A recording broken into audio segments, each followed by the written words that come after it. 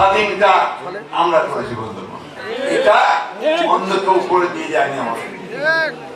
আমরা আমাদের দেশ ছেড়ে মাটি ছেড়ে কোথাও যাব না, আমরা আমাদের অধিকার প্রতিষ্ঠা করি। যারা আজকে আপনাদের দাঁড়িপাল্লা নিয়ে আপনাদের সামনে আসতেছে ভোট চাওয়ার জন্য, ওরা কিন্তু সেদিন এই স্বাধীনতার বিরোধিতা করছে, পক্ষে ছিল না, বিপক্ষে ছিল। এবং আপনাদের বাড়িঘর ছেড়ে চলে যেতে হয়েছে, ওই সময় বাড়িঘর লুটো করা হয়েছে, ঠিক কিনা বল?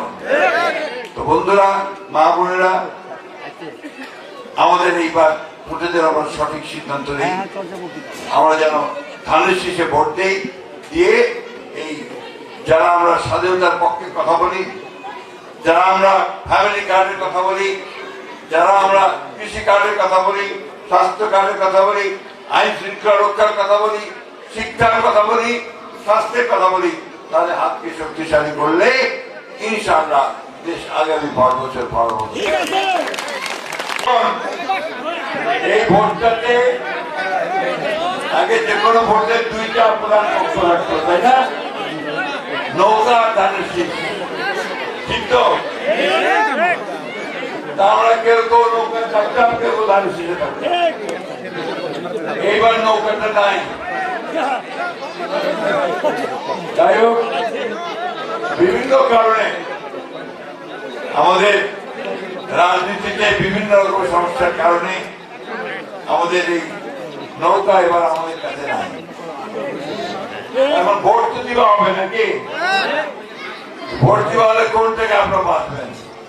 নতুন আরেকটা দল আসছে, ওদের নতুন মার্কাও একটা আসছে আপনাদের সামনে, তাই না?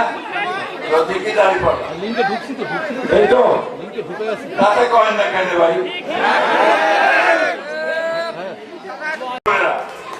আমরা কাজে বিশ্বাস করি।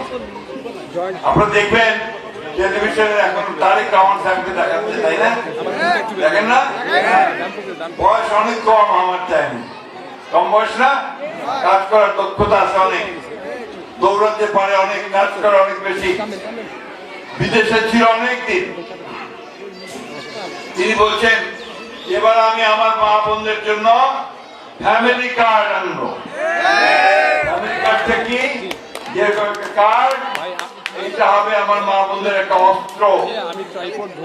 এটা যদি নিয়ে ন্যায্য মূল্যে আপনার চাল, ডাল, তেল, লবণ কিনতে পারবে, হাসপাতালে গেলে চিকিৎসা পাবে, স্কুলে বাচ্চাদের ভর্তির সুবিধা পাবে, এই কার্ডটা আমার মায়েদেরকে একটা শক্তিশালী অস্ত্র হিসাবে কাজে করবে।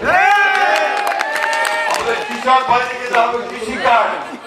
এই কৃষি কার্ডে আমার কৃষক ভাইয়েরা ন্যায্য মূল্যে সার, সেচ এবং বীজ কিনতে পারবে।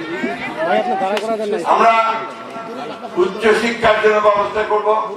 আমাদের ছেলেমেয়েরা লেখাপড়া শিখে চাকরি পায় না, তারা যেন চাকরি পায় তার ব্যবস্থা করব। ইতিমধ্যে বলা হয়েছে যে আগামী 18 মাসে বিএনপি ধানের শীষ যদি ক্ষমতায় আসে, তারা অবশ্যই 1 কোটি মানুষের কাজগুলো আমরা করতে চাই।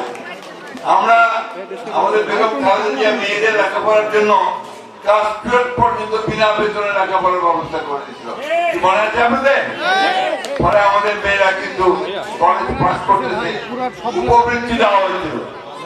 এবং ইনশাআল্লাহ আগামী দিনে আমরা মেয়েদের কাজ কাজ করার সুবিধা আরো বাড়াই। আমাদের হেলথ কার্ড হবে, এখানে স্বাস্থ্য সেবা পাবে। যাকে এই কাজ কথাগুলো আমি আপনাদের এই জন্য বলছি, এই কাজগুলো আমরা ভবিষ্যতে করবো। সবচেয়ে বড় কাজ যেটা করবো, শান্তি ও নিরাপত্তার ব্যবস্থা করবো। আমাদের হিন্দু সম্প্রদায়ের ভাই বোনেরা যে ভয়টা পান, ওই ভয়টা পাবেন না। এই দেশটা আপনার, এই মাটিটা আপনার। একজন মুসলমানের যে অধিকার আছে, আপনারও সেই অধিকার আছে, এটা মাথায় রাখতে হবে।